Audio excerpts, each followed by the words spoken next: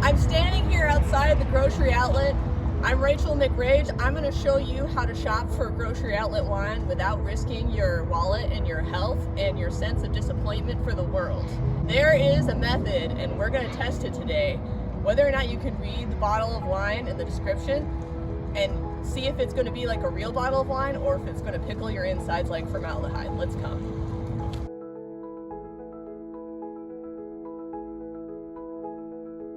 The front of the grocery store. Over here is the wine that's closest to the entrance, and it's usually the worst kind. So we're gonna go around to the back.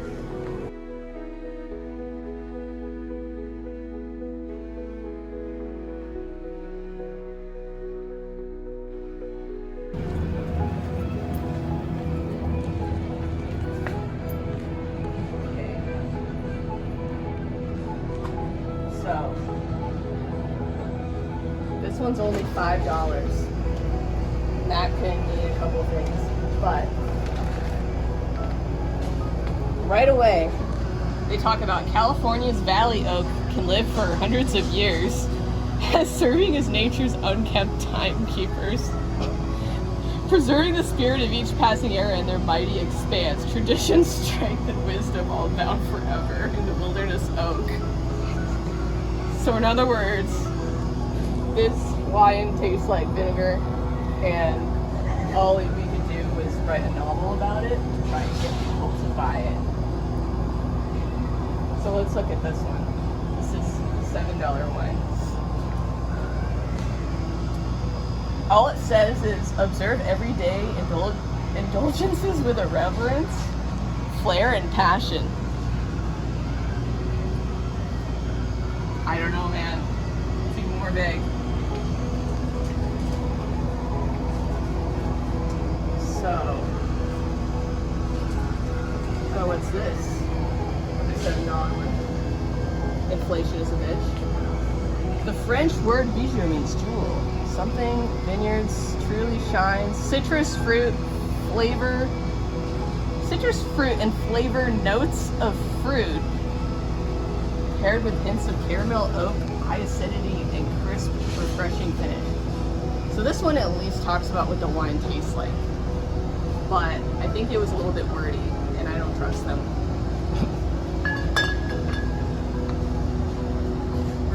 Reflection, Ridge. This one has a pentagram on it, and it's like a black label, so you know that they're worshiping the right side. Some crap about wine, sustainable farming, their quality, and then it says oak and vanilla at the end. So I mean, we'll keep that in mind. Man, these just kind of suck. I want to see about this one because the label's kind of bland as far as a graphic design standpoint. It says it's Italian. I think that's all it says. They're like, hey, it's Italian, you should buy it. Alright. Italian, good. It's Italian. This is a $6 one. Kind of a small bottle.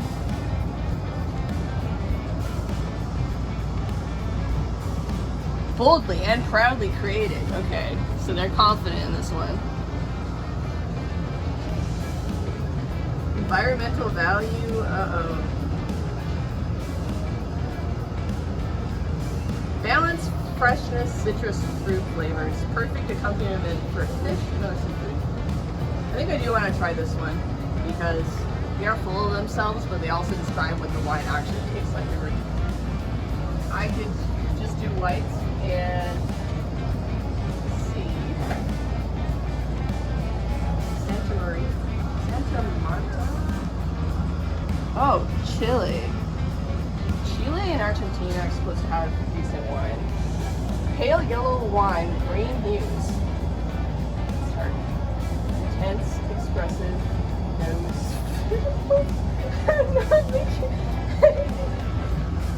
It has an intense, expressive nose filled with citrus aromas, grapefruit, lemon, peach, variety, something character, soft finish. Okay, so at least it won't be really bitter or sour. I don't know. To do the experiment though, I'd have to buy one that has a terrible description. So like the worst. What was the worst one? It was probably this. This was the worst one, in my opinion. It doesn't say anything about it. So, wilderness oak, it just it talks about how great the oak tree is. Maybe it's made out of real oak trees. I don't know. They kept it in the oak for a while. It might not be what they put in there to begin with. We don't know. We have a $6 one and two $5 ones, and then liquor tax and all that. So pretty good for 3 bottles of wine. We'll find out. We'll find out how good they are.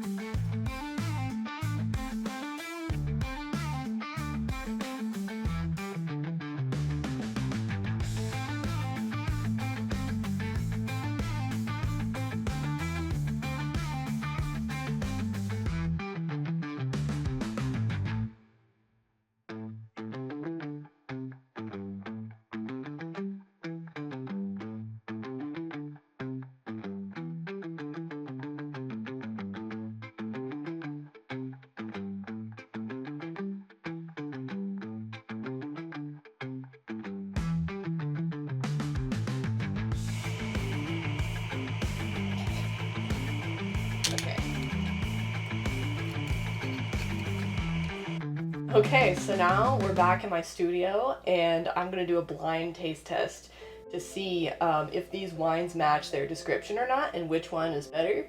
Is it worth the money to get more expensive wine? Let's find out. Got the first one here.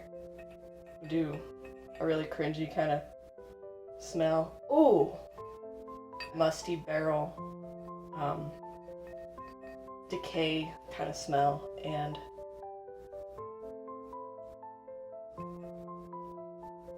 it does kind of smell like a little bit like natural gas or like burning rubber, kind of a little bit. It's got a hint of burning rubber.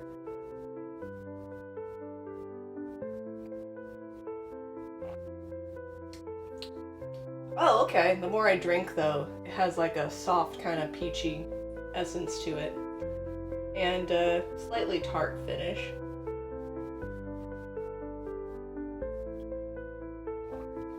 I think it does benefit a lot from being chilled. Maybe those were just the initial fumes.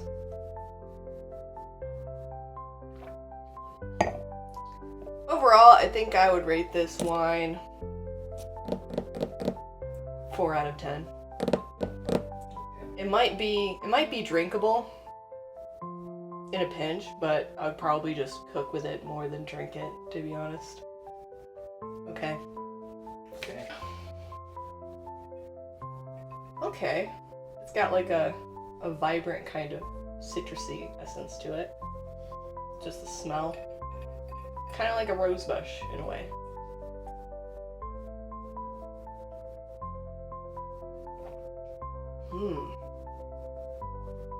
That's interesting. It kind of has a little bit of a darker note to it.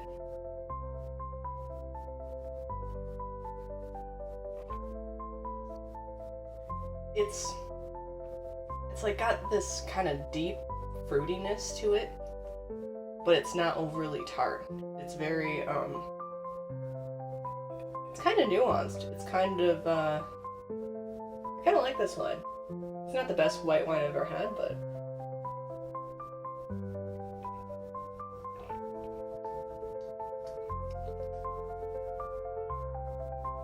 it's subtle. Whatever it's got, it's subtle. But I enjoy it. So, I don't know. I think I would rate this one a 7. Just compared to the other one. Maybe it's because the first one I didn't like that much, so maybe I'm rating it wrong. Third one.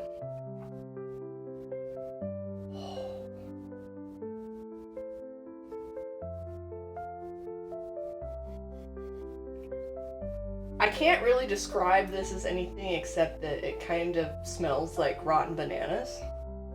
But not in a bad way. You know, like those overly ripe bananas you turn into banana bread? It kind of it has that kind of odor wafting off of it.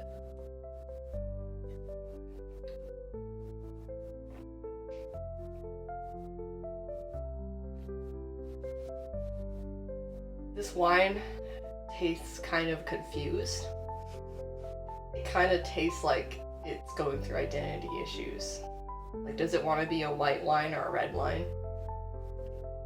It's got two different things going for it that on their own would be okay. Smells like bananas. Doesn't taste like bananas.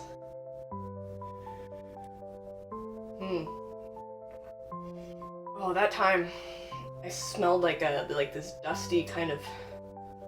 Maybe it's that oak one, because it does have that like old library kind of smell to it. Like it has the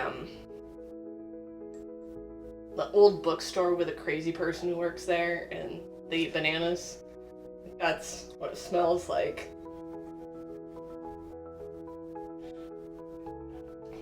As far as taste goes, I don't know, it's growing on me. Maybe it's because it's the third one I've had, but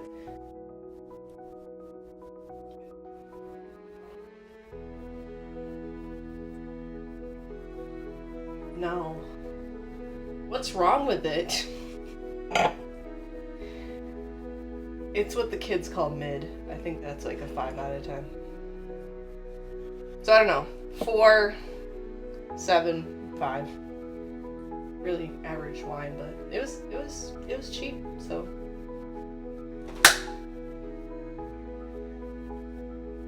That was a fruit fly, but I didn't get it that time. Alright. So yeah. There we have it. Thanks for watching. Maybe you learned something about grocery outlet wine. See if you can match up which wine was which. Oh. This is definitely the oak. Because how do you explain how confused it is and they don't talk about what it tastes like, so I think it's this one.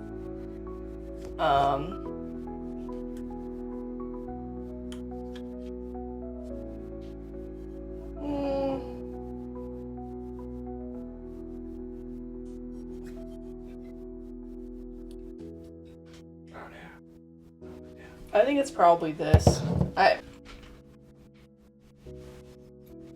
Let's see. Okay, I should match it based on the worst one.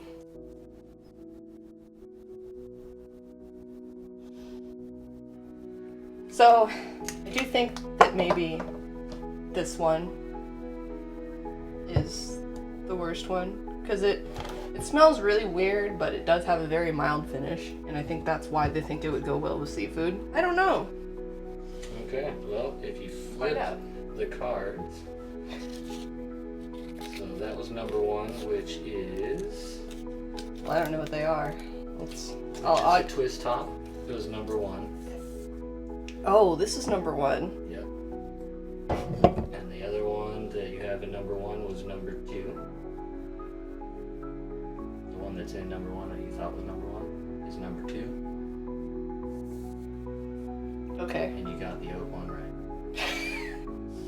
Got that one right on the button. So in other words, in a way, I was kind of right. Like, if they don't know how to describe what the wine tastes like, it's probably bad. Yeah. You know, if you can't describe it to a living human person what it is. So, just make sure you do your due diligence and read the labels first before you buy things, which is pretty basic. I wonder what all of them mixed together would taste like. No, I don't want to do that. There's like a lot of, like hints of natural gas and old libraries. Okay. I don't know. Okay.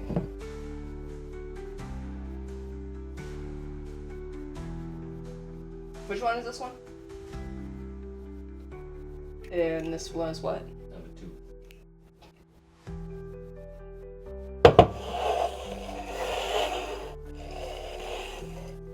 Okay, I'm less confused now. The oak was number 3. So now we know.